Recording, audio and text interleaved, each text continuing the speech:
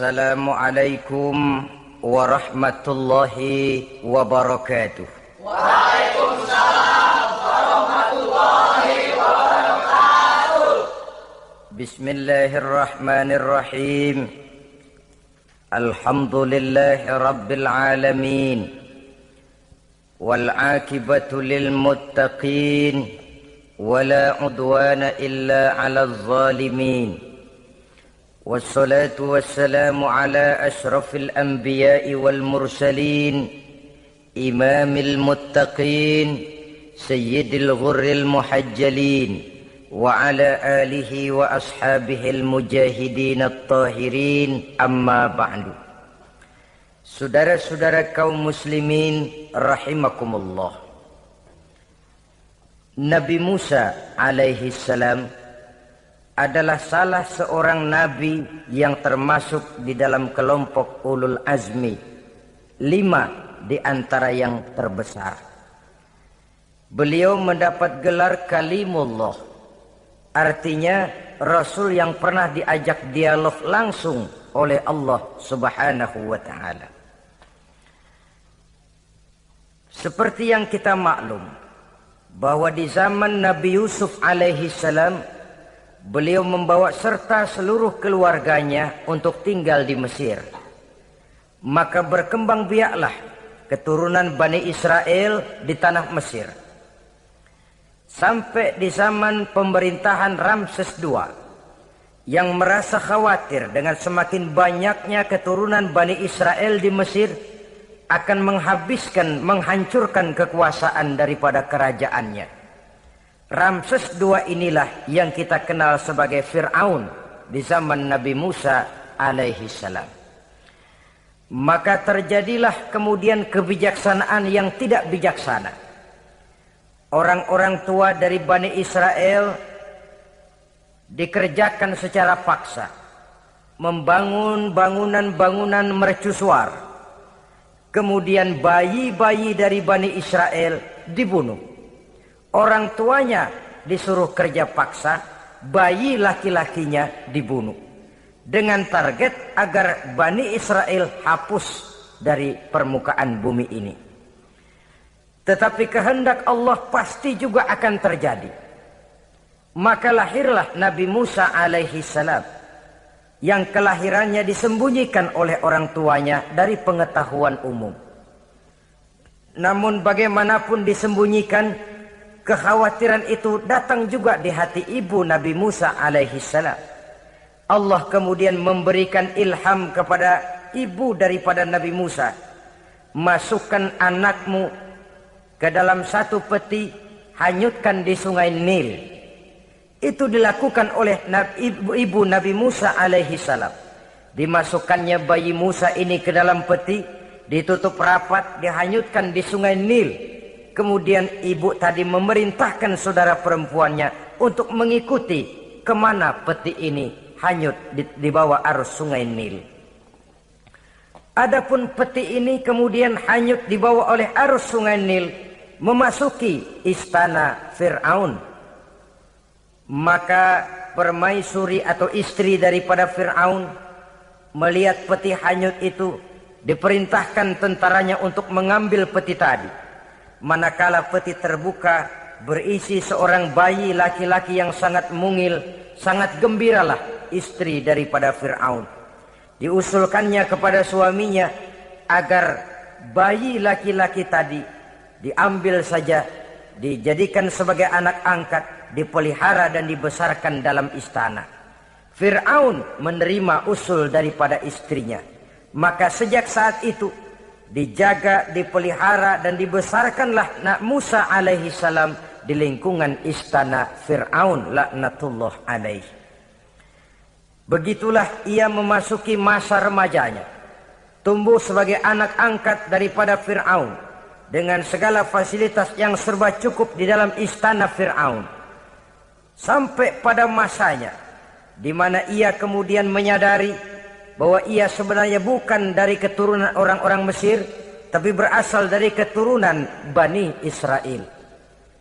Sehingga satu hari ketika ia keluar dari istana, ia bertemu dengan orang yang sedang bertengkar Satu dari keturunan Bani Israel, satu lagi dari orang Mesir. Musa membantu orang Israel ini melerai perkelahian, tapi kemudian Nabi Musa memukul orang Mesir tadi, dan memang hebat, sekali pukul mati. Saudara-saudara, tidak sengaja Nabi Musa itu hanya memukul, memberikan peringatan, tapi mati. Ini disembunyikan oleh Nabi Musa, tapi bagaimanapun disembunyikannya, akhirnya toh tahu. Apalagi Fir'aun sejak awal memang sudah mendapat firasat. Jangan-jangan inilah yang banyak diramalkan oleh dukun-dukunku, ahli nujum di istanaku, bahwa akan lahir seorang anak laki-laki dari keturunan Bani Israel yang akan menghancurkan kekuasaanku, memusnahkan kerajaanku. Jangan-jangan ini orangnya. Sejak hari pertama menemukan bayi Musa, Fir'aun sudah punya firasat ke arah itu. Tapi karena kalah oleh desakan istrinya, maka diterimalah Musa untuk dibesarkan di dalam lingkungan istana. Sehingga akhirnya oleh karena perasaan bersalah ini, Nabi Musa melarikan diri. Melarikan diri dari istana Fir'aun setelah nyata-nyata bahwa dia memang keturunan Bani Israel. Melarikan dirilah Nabi Musa alaihi salam keluar dari Mesir menuju negeri Madian. Di dalam pengembaraannya, saudara-saudara, di satu lembah, Nabi Musa ketika itu belum menjadi nabi. Pemuda Musa ketika itu sedang beristirahat. Dari kejauhan dilihatnya orang sedang berdesak-desakan. Rupanya adalah pengembala-pengembala kambing yang akan mengambil air dari dalam sumur. Mereka berdesak-desakan, berebut karena sumur cuma satu, yang ngambil air kelewat banyak. Di antara desakan-desakan orang itu, Nabi Musa melihat dua orang wanita kakak beradik minggir saja, tidak ikut berdesak-desakan. Nabi Musa menghampiri dua wanita tadi. Kamu sedang apa di sini? Kami sebenarnya ingin mengambil air. Kenapa tidak ikut berdesak-desakan? Itulah soalnya. Mereka laki-laki semua, gagah perkasa pula. Kalau kami ikut berdesak-desakan, bagaimana jadinya kami? Biarlah kami mengalah menunggu sampai mereka selesai semuanya, baru kami akan mengambil air. Mengertilah Nabi Musa bahwa wanita kakak beradik ini demikian halus akhlaknya. Gak mau berdesak-desakan sama orang laki. Budi pekertinya sedemikian luhur. Tungguin aja dah, ntar juga beres. Kalau semua udah kan pada minggir, kita nggak pakai berdesak-desakan. Saudara hadirin, menyadari kodrat kewanitaannya, sehingga berdesak-desakan itu saja sudah dianggap bisa mengurangi citranya sebagai wanita. Biar dia ngalah aja, tungguin ntar juga rapi. Bukan malah ikut ngerangsek. Enak nih berdesakan sama orang laki nih, lumayan nih.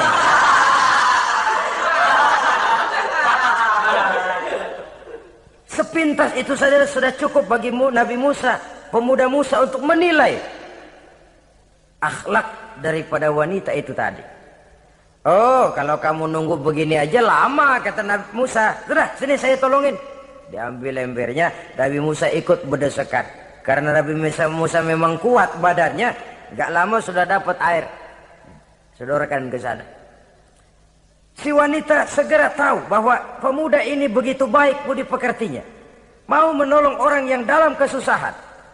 Akhirnya, bagaimana kalau kamu ikut saja ke rumah saya? Bapak saya sudah tua, senang hatinya kalau kamu ikut ke rumah, kenalan sama bapak saya. Ayolah, ayolah, berangkatlah. Dalam perjalanan, si wanita ini berjalan duluan, Nabi Musa di belakang. Kemudian Nabi Musa bilang, sebentar, saya duluan, kamu belakangan. Kenapa rupanya? Angin nakal bertiup menghembus pakaian si wanita, sehingga memberikan gambaran yang agak jelas tentang warna, bentuk, postur badan si wanita itu tadi. Sekarang Musa yang menunjukkan budi pekerti yang luhur. Gak mentang-mentang ditiup angin, nah mumpung nih.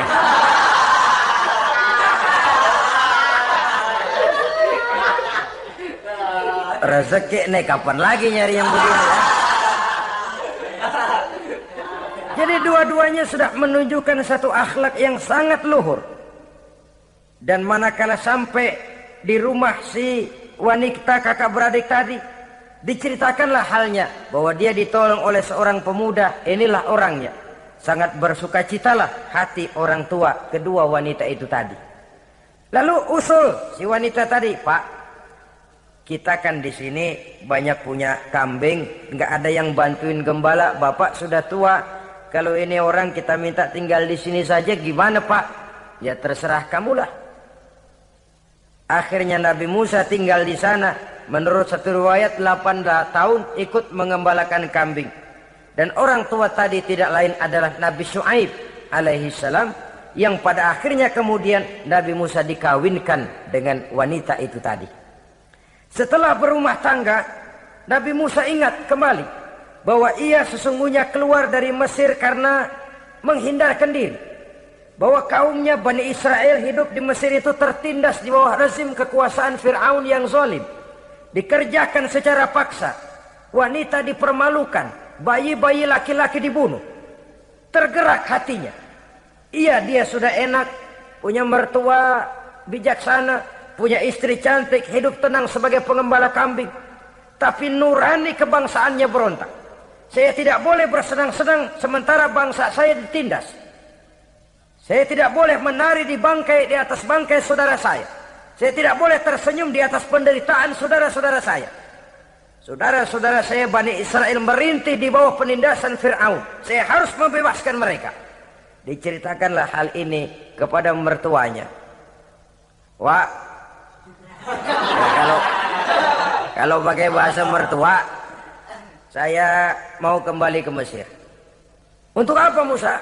Untuk menyelamatkan saudara-saudara saya Bani Israel yang masih dalam cengkraman kezaliman rezim Fir'aun. Saya harus membebaskan mereka. Ya kalau memang itu tekadmu nak, berangkatlah. Bapak mengiringimu dengan doa. Berangkatlah Nabi Musa bersama istrinya. Sampai ketika beliau sedang istirahat di satu lembah, dari kejauhan beliau melihat ada api menyala. Beliau berkata kepada istrinya, kau tunggu di sini. Tidak lama saya akan kembali. Saya akan menghampiri api itu. Berangkat Nabi Musa ke arah api menyala tadi. Makin didekati makin terang sinarnya. Sampai kemudian terdengar suara, ya Musa, inni ana rabbuka fakhlaq na'laik. Innaka bil wadil muqaddasi tuwa wa ana ikhtartuka fastami' lima yuha. Wahai Musa, akulah Tuhanmu. Bukalah terompahmu. Sesungguhnya engkau berada di satu lembah yang disucikan bernama lembah Tua. Aku telah memilihmu Musa, dan sekarang dengarlah apa yang diwahyukan kepadamu. Pada saat itulah turun wahyu pertama. Dan resmilah sudah Nabi Musa diangkat menjadi Rasul oleh Allah subhanahu wa ta'ala. Di satu lembah di Bukit Tursina. Apa wahyu yang pertama turun? Bunyinya, innani anallah, la ilaha illa ana fa'budni. Sesungguhnya aku inilah adalah benar-benar Tuhanmu. Tidak ada Allah selain daripada aku. Maka hendaklah engkau hanya beribadah menyembah kepadaku. Ini umum saudara. Semua Rasul yang diutus Allah, inilah ajaran prinsipnya. Anallah, la ilaha illa ana. Akulah Allah Tuhanmu. Tidak ada Tuhan lain selain Allah. Semua Rasul membawa ajaran ini. Oleh sebab itu, bukan hanya sekadar percaya kepada Tuhan saja yang penting. Sudahlah, pokoknya kan percaya kepada Tuhan. Iya, Tuhan yang mana?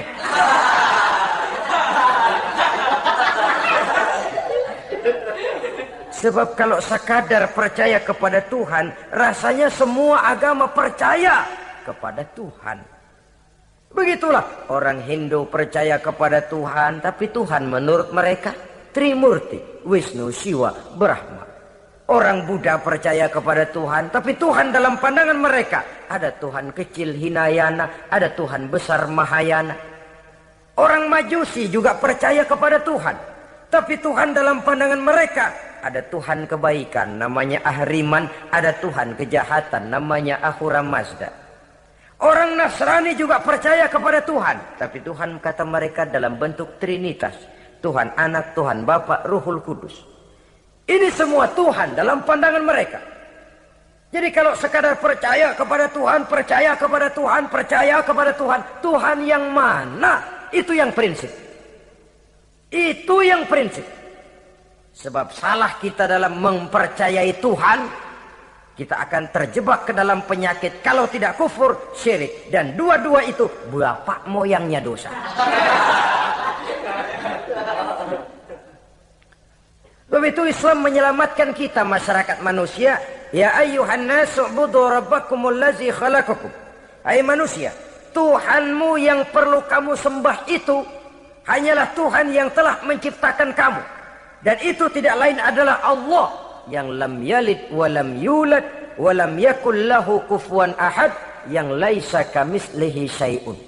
Ia tidak beranak, ia tidak diperanakkan, dan ia tidak bisa diserupakan dengan apapun. Dialah Allah itu. Begitu wahyu yang diberikan kepada Adam, kepada Nuh, kepada Ibrahim, kepada Yusuf, bahkan kepada Musa alaihi salam. Innani anallah la ilaha illa ana fa'budni. Akulah Allah Tuhanmu, tidak ada Tuhan lain selain daripada aku Allah, maka kepadakulah kamu hanya menyembah. Ini wahyu yang pertama turun, sudah berisi tauhid. Jadi hakikatnya agama Yahudi, saudara, adalah agama tauhid. Agama monoteis, agama yang mengajarkan hanya ada satu Tuhan untuk seluruh alam, dan Tuhan itu adalah Allah Subhanahu wa ta'ala. Sebab itu syahadat orang Yahudi bunyinya begini: Shema Yisrael Yahweh Elohenu Yahweh Echad. Ini syahadatnya orang Yahudi. Itu perbedaan bahasa Suryani Ibrani dengan bahasa Arab. Kita Isma itu bahasa Arab, dia Shema.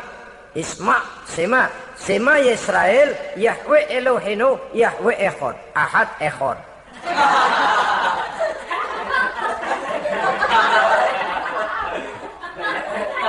Maksudnya jelas, Shema Yisrael Yahweh Elohenu Yahweh Echad. Dengarlah hai Israel, Tuhan kita ialah Tuhan yang Esa. Yahweh kata mereka, Tuhan kita ialah Tuhan yang Esa. Esa tunggal, tidak beranak, tidak diperanakan. Kalau masih beranak, masih diperanakan, jangan Esa disebut, sebab dia masih berbilang. Dan maha suci Allah daripada sifat berbilang. Jadi asas dari seluruh misi yang dibawa oleh Rasul yang 25 itu sama, tauhid inti ajarannya. Setelah tauhid, wa aqimis sholata li dzikri, dan dirikanlah solat untuk mengingat aku. Jadi solat pun diwajibkan kepada Nabi Musa. Cuma teknisnya yang berbeda. Bagaimana solat di zaman Nabi Musa, bagaimana solat di zaman Nabi Sulaiman, bagaimana solat di zaman Nabi Muhammad. Prinsipnya sama, solat. Teknisnya yang berbeda. Di zaman Nabi Sulaiman, konon solat itu tidak pakai ruku, tidak pakai sujud, diri saja. Makanya Nabi Sulaiman itu menurut riwayat meninggalnya dalam posisi berdiri. Artinya apa? Dalam keadaan solat beliau itu. Bukan diri ngejedek kayak kita nungguin bus, bukan.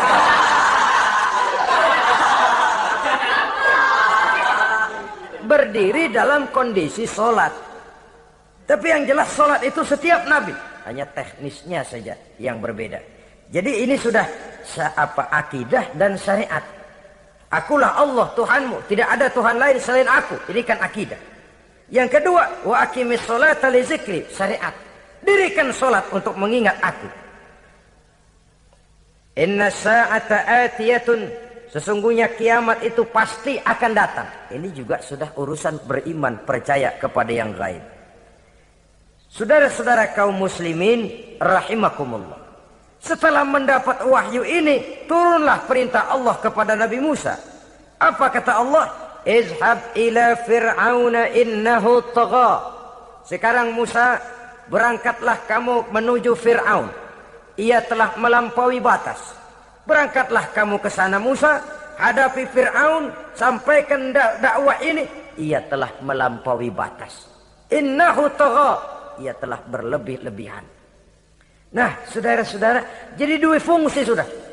Kalau pada mulanya Nabi Musa berniat kembali ke Mesir hanya untuk membebaskan kaumnya Bani Israel, sekarang malah bertambah. Tidak hanya sekadar itu, malah lebih utama adalah menyampaikan risalah, menyampaikan misi kerasulannya, menyadarkan Fir'aun, menegakkan tauhid, mengembangkan syariat. Bertambahlah tugas Nabi Musa sebagai pejuang bangsa, juga sebagai mujahid, pejuang agama. Pada mulanya sebagai pejuang bangsa tuh, artinya Nabi Musa ini kembali kepada Fir'aun di Mesir, tujuannya tadi kan cuma untuk membebaskan Bani Israel kaumnya. Ini pejuang bangsa. Tapi di tengah jalan ia mendapat wahyu. Berangkat kau kepada Fir'aun, innahu tagha, ia telah melampaui batas. Sadarkan dirinya, canangkan tauhid, sampaikan syariat. Bertambahlah tugasnya. Lebih daripada sekedar pejuang bangsa, ia juga pejuang agama, pejuang tauhid. Dwi fungsi. Kadang-kadang ada pejuang agama tapi tidak pejuang bangsa. Kadang-kadang ada pejuang bangsa tapi tidak pejuang agama. Nah, saudara-saudara kaum muslimin rahimakumullah, idealnya ya kedua-duanya. Ya pejuang agama, ya pejuang bangsa juga. Mendapat tugas seperti ini, apa permohonan Nabi Musa alaihi salam? Beliau berkata, qala rabbi shrah li sadri wa yassir li amri wahlul 'uqdatam min lisani yafqahu qawli waj'al li waziran min ahli Haruna akhi usdud biha uzri. Ini permohonan Nabi Musa ketika dilantik menjadi rasul, diberikan tugas, berangkat kau ke Mesir, sampaikan risalah ini kepada Fir'aun karena ia telah melampaui batas. Apa permohonan Nabi Musa? Rabbi syrah li sadri, ya Allah, lapangkan hati saya. Wa yassir li amri, mudahkan urusan saya. Wahlul 'uqdatam min lisani, buka kebekuan lidah saya.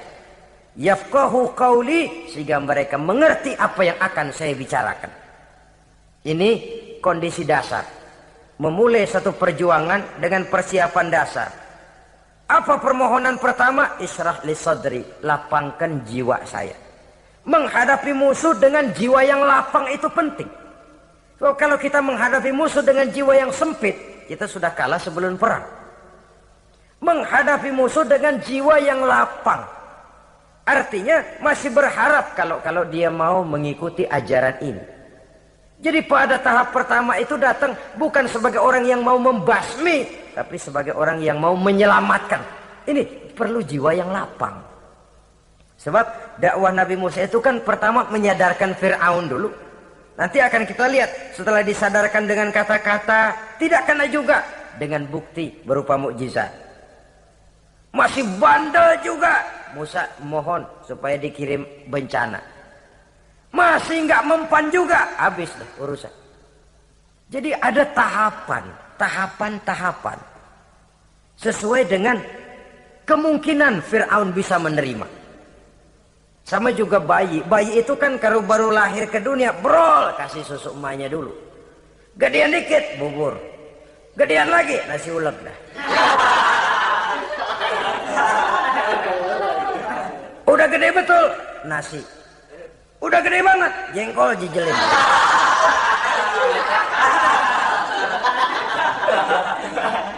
Jadi ada semacam tahapan. Kalau begitu lahir dikasih jengkol kan habis. Peringatan dulu. Setelah peringatan, bukti berupa mukjizat. Dihadapkan dengan sihir, menang mukjizat. Masih tidak mempan juga, teguran, dikirimkan azab, dikirimkan bencana. Masih tidak mempan juga, sudah ditenggelamkan oleh Allah di Lautan Merah. Itu akan kita ceritakan kemudian nanti. Jadi apa yang diminta oleh Nabi Musa, ya Allah, lapangkan hati saya menghadapi Fir'aun ini. Fir'aun CS, Fir'aun, Haman, dan lain-lain. Dan jangan lupa Fir'aun itu cuma ya hakikat, tapi juga simbol. Hakikatnya memang ada yang namanya Fir'aun itu. Simbol karena Fir'aun selalu berkembang. Di setiap zaman, di setiap tempat, Fir'aun selalu ada. Cuma liciknya Fir'aun ini kemana dia pindah, ke situ dia ganti nama. Orang sering lupa, padahal isinya Fir'aun. Namanya bisa Hitler, namanya bisa Mussolini, namanya bisa Stalin, tapi isinya Fir'aun. Kemana dia tinggal, di situ dia ganti nama. Simbol dari kekuasaan yang terlepas dari kontrol iman. Simbol dari kekuasaan yang menyebabkan orang lupa diri dan lupa daratan. Dan sebenarnya mah Fir'aun mulanya cuma raja tuh. Raja doangan dia. Cuman kelamaan jadi raja, kagak mau turun-turun. Akhirnya dia menganggap tidak ada yang lebih tinggi daripadanya. Apalagi ketika Nabi Musa datang mengajarkan ada Tuhan lain, yaitu ada Tuhan yang sebenarnya, yaitu Allah. Lah Fir'aun sampai kepada puncak kekurang ajarannya, memproklamirkan diri sebagai Tuhan. Ana rabbukumul a'la. Bukan karena kebodohannya sebenarnya, tapi karena gengsi kekuasaannya. Nah ini, gengsi kekuasaan ini sering menyebabkan orang overacting. Fir'aun bukan bodoh, bukan. Fir'aun bukan tidak tahu kalau Musa itu benar, tahu. Fir'aun bukan tidak ngerti kalau itu mukjizat, sihir kalah, tahu. Tapi gengsi kekuasaan. Gua kan raja, masa di depan rakyat tunduk sama Musa? Gengsi dong.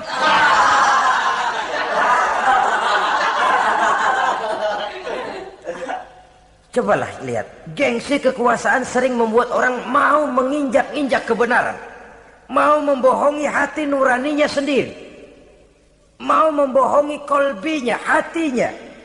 Padahal itu sudah, orang kalau sudah hatinya sendiri dibohongin, apalagi orang lain, sudah manusia paling kejam itu. Cuma karena gengsi kekuasaan saja.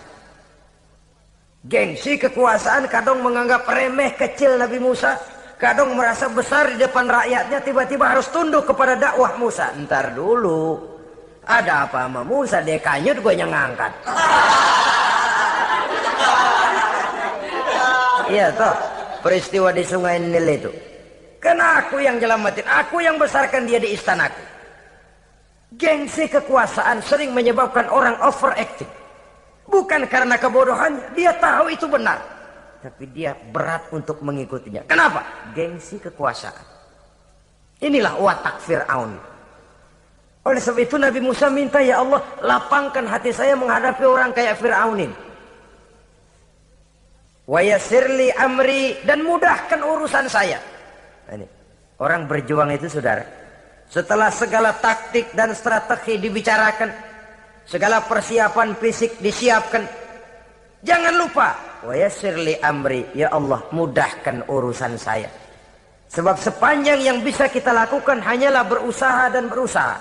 Kepastian, ketentuan, hak prerogatif daripada Allah Azza wa Jalla. Kalau Allah memberikan kemudahan, satu dunia orang mau menghadang, no problem. Kalau Allah sudah memberikan kemudahan, satu dunia orang mau mendatangkan kesulitan, nggak ada gunanya. Wa yassir li amri, mudahkan kiranya urusan saya ini ya Allah. Karena sudah terbayang oleh Musa. Pertama, faktor psikologis. Bagaimanapun Fir'aun itu kan bapak angkat sendiri.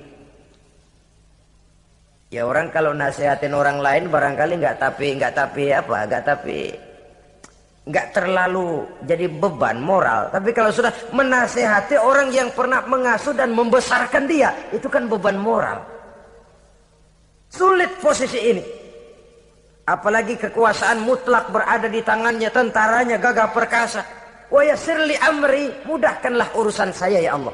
Lapangkan hati, mudahkan urusan. Saudara-saudara kaum muslimin rahimakumullah.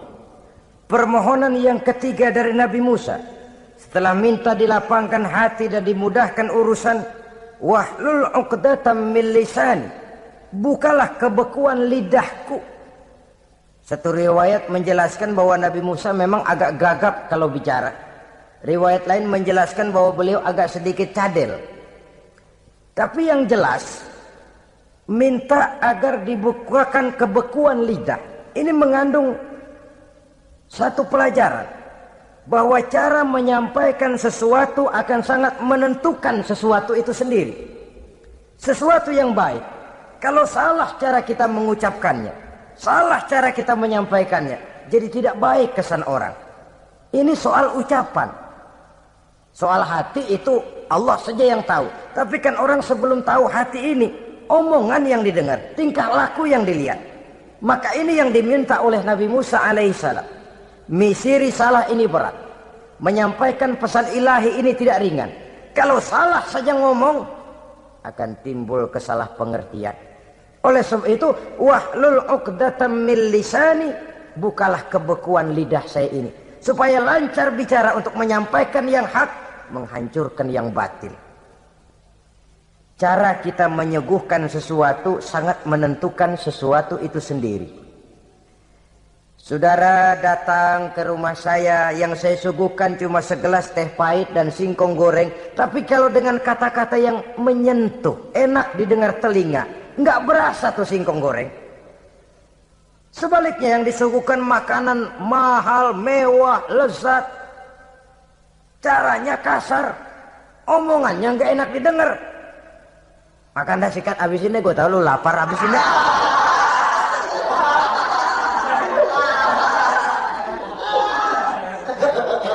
Rasanya biar lapar juga nahan juga gitu. Apa itu? Bukan makanannya yang tidak enak, bukan kita nggak doyan, bukan, caranya itu loh, caranya. Nah, Islam ini agama yang baik. Kalau disampaikan dengan kata yang tidak baik, akan timbul, oh Islam kok gitu ya. Nah ini yang tidak diinginkan oleh Nabi Musa. Wahlul 'uqdatam min lisani. Kita begitulah dalam kehidupan ini, kadang mendengar satu ceramah bisa berurai air mata, bisa histeris, bisa gembira. Kenapa? Kepandaian orang menyampaikannya. Bicara dia 2-3 jam, rasanya baru 5 menit. Baru sebentar kok tahu-tahu sudah selesai. Ada yang udah setengah jam, baru seperempat jam ngomong, udah rasanya udah kayak 3 jam.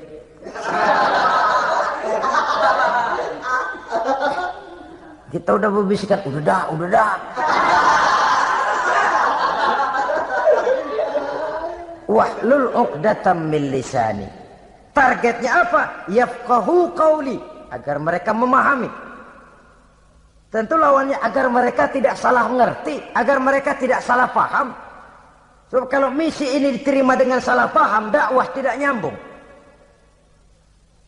Maka ini doa banyak dibaca, diamalkan oleh orang-orang mimbar yang sering pidato. Lapang hati melihat kerumunan orang banyak tapi nggak dak-dikduk, nggak kena demam mimbar. Udara dingin tapi keringat, baju basah. Saudara hadirin yang saya hormati, lalu permohonan yang selanjutnya daripada Nabi Musa alaihi salam, waj'al li waziran min ahli, dan jadikanlah bagiku seorang pembantu dari keluargaku. Siapa? Harun akhi, dia tidak lain adalah saudaraku Harun. Usdud biha uzri, akan saya limpahkan kepadanya segala beban-beban yang saya derita. Artinya orang berjuang perlu teman, nggak bisa sendirian. Nggak, bagaimanapun hebatnya kita tetap memerlukan bantuan daripada orang lain. Sendiri memang lebih baik daripada berteman orang jahat. Tapi berdua lebih baik daripada sendiri. Bertiga lebih baik daripada berdua. Makin banyak, makin baik.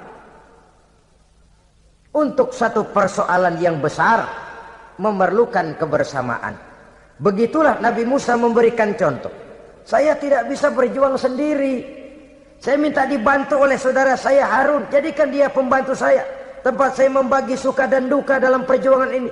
Tempat saya bercerita, tempat saya mengeluh, tempat saya melarikan persoalan. Sebab beban hati itu akan berkurang kalau kita ada tempat kita bercerita.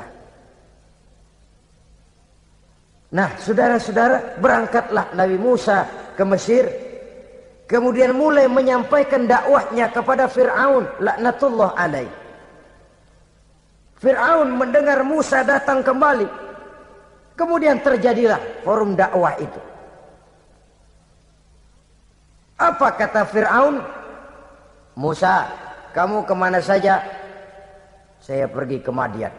Apa yang kamu lakukan? Begini, begitu. Kamu melarikan diri? Pada mulanya iya. Dan sekarang apa maksud kamu datang kembali ke Mesir? Semula saya ingin membebaskan kaum saya Bani Israel. Lalu saya kemudian menerima wahyu dari Allah. Ditugaskan, diperintahkan langsung oleh Allah, Sang Maha Komandan, untuk datang menemui Tuhan, menyadarkan Tuhan dari kesesatan selama ini. Siapa Allah itu Musa? Allah adalah Tuhan saya, dan Tuhan juga, dan Tuhan seluruh alam ini. Baru nih Musa. Saya baru dengar nih. Ada yang begini nih. Tuhanlah pakai nggak kelihatan. Tuhanlah cuma satu. Yang Tuhannya banyak aja masih kelaparan.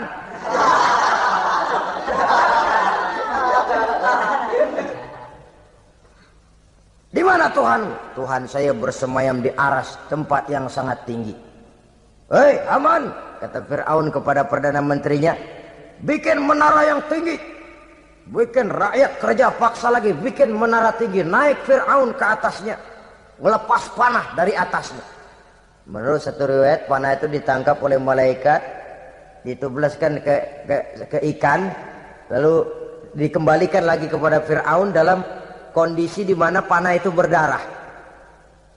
Dia tangkap lagi oleh Fir'aun, turun ke bawah, pidato di depan rakyatnya.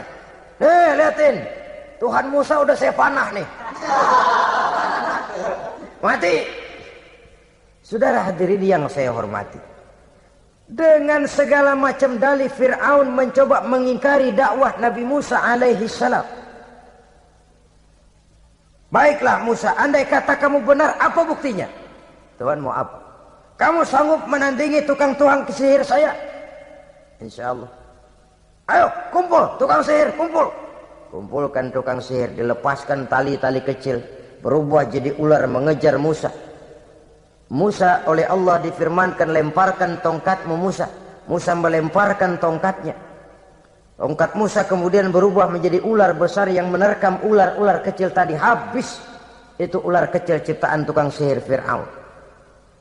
Begitu hebat mukjizat yang diberikan Nabi Musa, dan Fir'aun tahu itu mukjizat. Tapi dia ingkar juga. Tidak mau beriman. Sudah nyata bukti, sudah jelas saksi. Dia tetap ingkar. Akhirnya Nabi Musa berdoa memohon kepada Allah. Rabbana innaka ataita fir'auna wa mala'ahu zinatan wa amwalan fil hayatid dunya. Wahai Allah, sungguh engkau telah memberikan kepada Fir'aun dan para pembesarnya zinatan, segala macam perhiasan, wa amwalan, dan segala macam harta benda, fil hayatid dunya, di dalam kehidupan dunia ini. Rabbana liyudillu an sabilik, semuanya hanya menyebabkan mereka jadi sesat dari jalanmu. Rabbana tmis ala amwalihim, ya Allah binasakanlah mereka di dalam hartanya. Wasdud ala qulubihim, tutuplah pintu hatinya.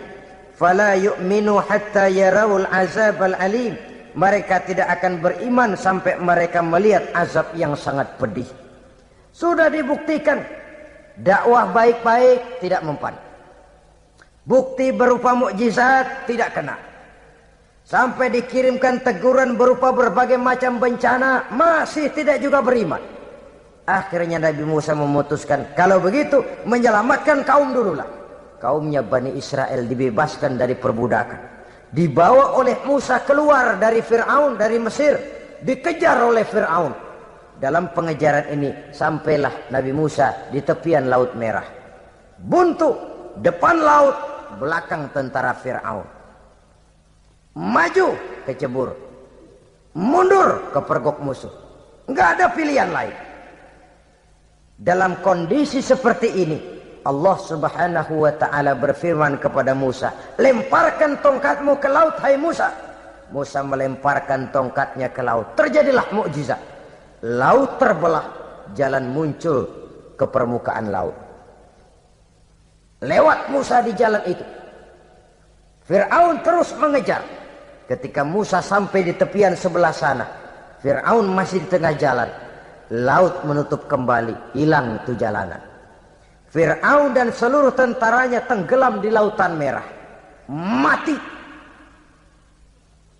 Pada saat kondisi seperti itulah Fir'aun dalam keadaan menghadapi sakaratul maut, napas cengap-cengap, hampir putus di leher, berkata dia, amantu bi Rabbi Musa wa Harun. Kalau begini mah saya juga percaya dah sama Tuhan. Percaya dah sama Tuhannya Musa dan Tuhannya Harun.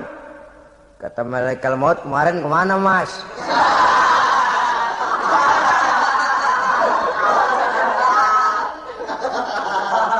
Sudah gini hari baru mau percaya, terlambat. Terlambat. Akhirnya Fir'aun mati. Mati, tapi badannya utuh. Allah berjanji, wa kadzalika nunajjika bi badanika litakuna liman khalfaka ayah. Kami selamatkan badanmu Fir'aun agar menjadi pelajaran bagi orang-orang sesudah kamu nanti. Fir'aun mati, tapi badannya selamat terdampar di tepi pantai oleh rakyat Mesir. Wah, ini raja kita nih, raja kita, ketemu, hidup, mati.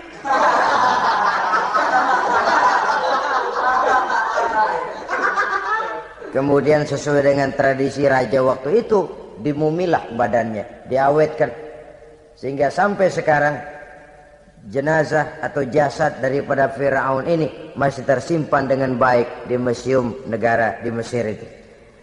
Saudara-saudara kaum muslimin rahimakumullah. Jadi satu hal yang bisa kita ambil pelajaran daripada riwayat perjalanan dakwah Nabi Musa ini, bahwa dakwah menyampaikan risalah memang bukan jalan lurus dan licin bertabur bunga di kanan kirinya. Dakwah menyampaikan pesan agama, jalannya berliku, berbelok, menanjak, menurun, banyak onak dan duri di sekelilingnya. Yang paling makan hati adalah apabila sudah berdakwah kepada penguasa yang zalim, seperti halnya Fir'aun ini. Bagaimanapun ia punya kekuasaan, ia punya tentara, ia bisa menghitamkan yang putih, ia bisa memutihkan yang hitam. Kalau bukan iman yang jadi landasan moral dalam perjuangan, orang mudah frustasi. Kalau berdakwah kepada rakyat kecil, resiko kurang. Kalau berdakwah kepada para pengusaha, resiko kurang. Kalau berdakwah kepada kelompok-kelompok yang tidak memegang kekuasaan, resiko kurang. Tapi kalau sudah kelompok memegang kekuasaan, yang tersinggung gengsi kekuasaannya, disitulah resikonya sedemikian besar. Ini yang dihadapi oleh Nabi Musa alaihi salam. Tapi yang dijalaninya dengan tabah, dengan tekun. Karena kebenaran memang bisa ditekan, tapi satu hal yang jelas, kebenaran sama sekali tidak akan bisa dikalahkan. Buat sementara dia bisa ditekan, tapi lambat atau cepat dia pasti akan muncul ke permukaan, dan kebenaran jugalah yang akan tampil sebagai pemenang. Sebenarnya kurang apa Fir'aun? Kekuasaan mutlak berada di tangannya. Seluruh menteri-menterinya adalah pendukungnya belaka. Rakyat dipaksa untuk takut dan taat kepadanya. Dia adalah kekuasaan tunggal di Mesir. Sementara kaum Bani Israel berada di bawah penjajahannya, penindasannya, kesewenang-wenangannya. Dan bahkan ketika Nabi Musa sudah menyampaikan dakwahnya, Fir'aun malah sempat mengungkap jasa. Musa, kamu kok sekarang bisa begitu? Enggak ingat ya dulu kamu hanyut di sungai Nil, istri saya kan yang angkat, saya yang besarkan di istana saya. Kok sekarang kamu bisa ngelawan saya sih? Ini biasa. Apa jawab Nabi Musa? Kenikmatan yang kau berikan kepada saya belum seberapa ketimbang penghinaanmu kepada kaum saya Bani Israel. Jangan kau menyangka Fir'aun, kalau saya kau bikin senang, saya lalu akan mau mengkhianati bangsa saya sendiri. Tidak. Sama sekali kesenangan yang kau berikan kepada saya tidak akan menutup mata saya dari kondisi yang dihadapi oleh kaum saya, oleh umat saya. Mereka tersiksa, mereka menderita, mereka merana. Haruskah saya lupakan mereka cuma karena saya sudah tinggal di istanamu, engkau yang membesarkan? Padahal kau pun membesarkan saya bukan karena kemauanmu. Desakan daripada istrimu. Jangan ngitung-ngitung jasa Fir'aun. Andai kata jasamu ada kepada saya, belum seberapa ketimbang penghinaanmu kepada bangsa saya Bani Israel.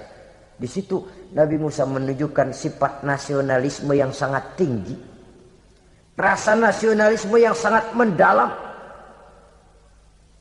Kadang-kadang kan orang ya seperti di zaman penjajahan Belanda, karena diangkat jadi tuan tanah, bangsanya sendiri diinjak-injak. Karena diangkat jadi centeng dikit dah, kumis mbaplang dah bukan main. Bangsanya sendiri diinjak-injak. Fir'aun mengingatkan ini, kalau cara kita lo gede di sini, makan di sini, segala macam di sini dah. Masa lupa kacang sama kulitnya? Kasarnya mah lu bisa begini nih Musa, nih gue yang rawatin lu. Saya yang menjagamu, mengangkatmu dari sungai Nil. Masa sekarang sudah gede begini kamu mau berhadapan dengan saya? Punya pikiran dong dikit kalau cara kita. Mikir dong, mikir. Dulu lagi kayu di Nil, siapa yang angkat? Musa tidak membantah. Betul itu Fir'aun, betul. Tapi apalah artinya semua itu ketimbang penghinaan yang engkau berikan kepada bangsa saya? Saya tidak mungkin menari-nari di atas bangkai umat saya. Saya tidak mungkin bersenang-senang di atas penderitaan kaum saya. Dan saya tidak mungkin senyum ceria di atas derita daripada kaum saya. Dengan tidak melupakan jasamu, saya tidak akan merubah pendirian saya. Saya ingin membebaskan penjajahan. Saya ingin membebaskan kaum saya Bani Israel dari belenggu penindasan.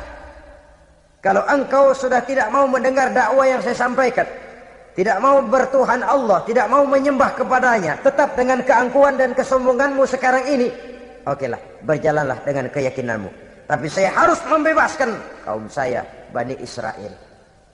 Saudara-saudara kaum muslimin rahimakumullah, itulah jalan dakwah, jalan menyampaikan risalah agama, risalah Islam. Sekali lagi, bukan jalan lurus bertabur bunga. Tapi agama memberikan ajaran, balighu anni walau ayat. Sampaikan dari aku walaupun cuma sekedar satu ayat saja. Tugas ini memang mulia tapi berat. Tugas ini memang terhormat tapi penuh resiko. Ya kalau menyampaikan asal sekedar menyampaikan, sudahlah pokoknya nyampaikan, percaya syukur kagak udah dah. Bukan cuma sekadar itu, ada semacam tanggung jawab moral. Maka kondisi dasar yang dilakukan oleh Nabi Musa, permohonan yang tadi itu, ya Allah lapangkan hati saya. Jalan ini penuh onak dan duri, berliku menanjak menurun, banyak halangan, tentangan, rintangan dan fitnahan. Kemudian mudahkan urusan saya. Menentang kekuasaan Fir'aun bukan perkara ringan, bukan urusan main-main. Menentang raja yang sedang berkuasa, kekuasaannya mutlak, otoriter pula, diktator murni Fir'aun itu. Mudahkan urusan saya menghadapi jalan ini ya Allah.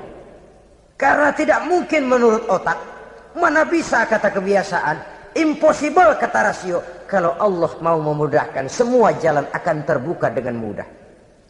Tapi kalau Allah yang mempersulit, bagaimanapun matangnya perhitungan strategi, taktik, rencana, program, planning, kalau Allah mempersulit, jalan itu akan jadi buntu jadinya. Oleh sebab itu maka persiapan zahir harus diimbangi dengan persiapan batin. Untuk menegakkan sesuatu yang hak, menghancurkan sesuatu yang batil, sebagaimana yang dilakukan oleh Nabi Musa alaihi salam ini. Dan segala macam tantangan dihadapi oleh Nabi Musa. Kau menyampaikan risalah bahwa engkau Rasul? Ya. Kau punya bukti? Siap. Apa buktimu? Ini, tongkat dilempar jadi ular, tangannya dimasukkan ke saku baju, lalu dikeluarkan bersinar gemerlapan, lebih sinar dari lampu merkuri. Sampai Fir'aun silau dibuatnya bersudah Musa, sudah, masukkan tanganmu lagi, masukkan tanganmu lagi. Dia tahu, dia sadar itu bukan sihir, tapi lagi-lagi gengsi kekuasaan. Sehingga pantas kalau Nabi pernah bersabda, afdalul jihad kalimatu haqqin inda imamin jair. Jihad yang paling besar adalah mengucapkan kebenaran di depan penguasa yang zalim. menyampaikan kebenaran di hadapan penguasa yang zalim. Tapi kan berat, saudara, sulit, apalagi kalau belum apa-apa udah ngeri. Udah jangan dah.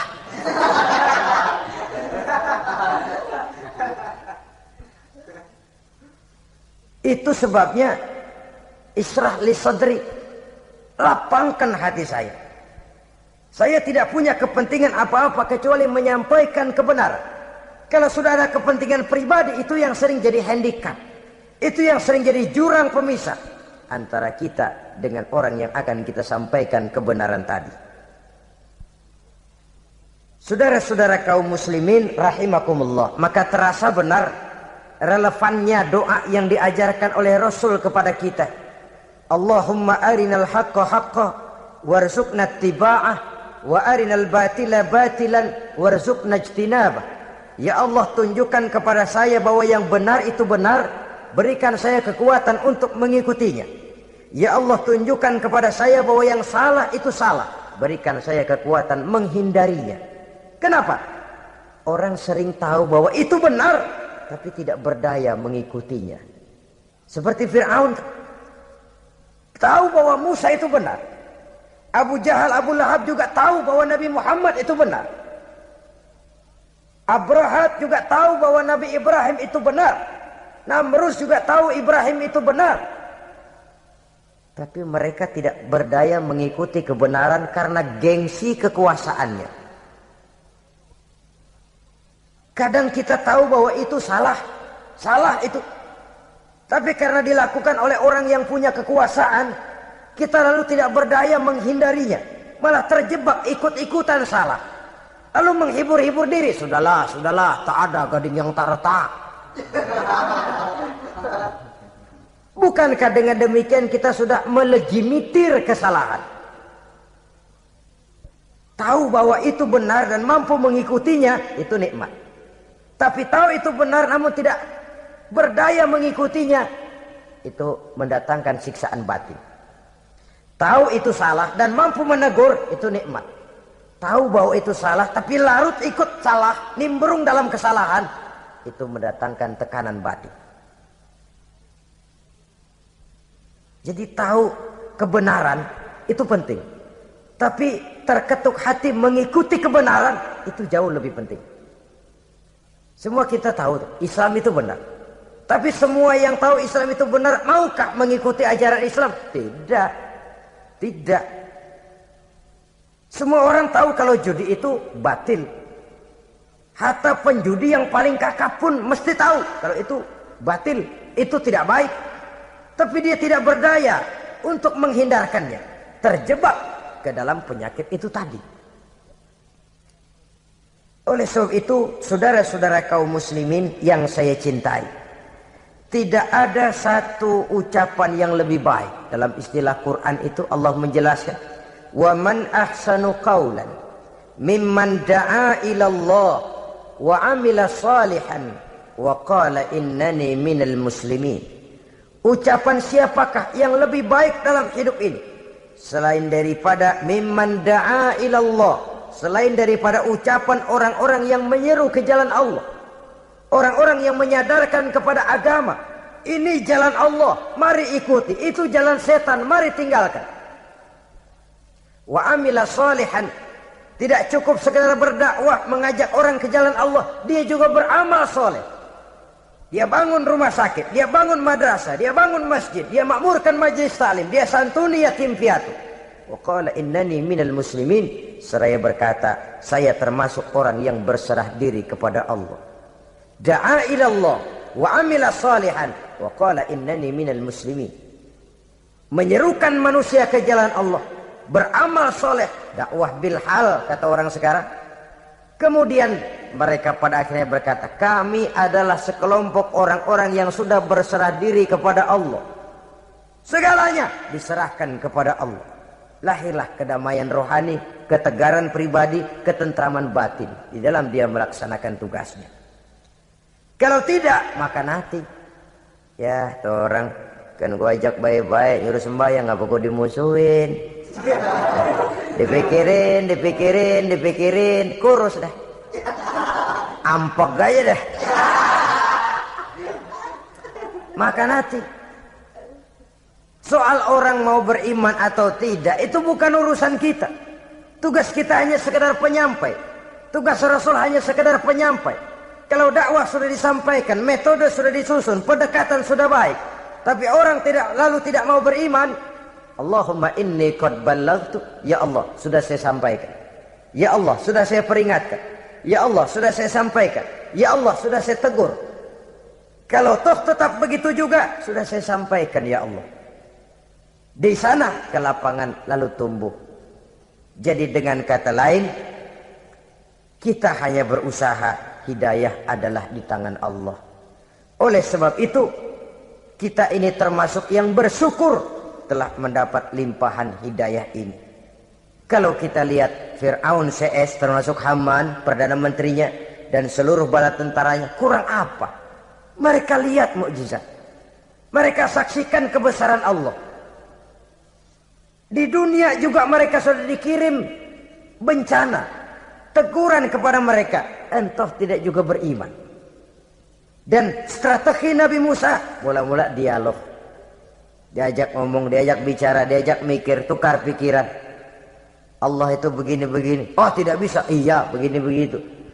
Masih tidak percaya juga, dibuktikan mukjizat, tongkat jadi ular, tangan bisa mengeluarkan sinar.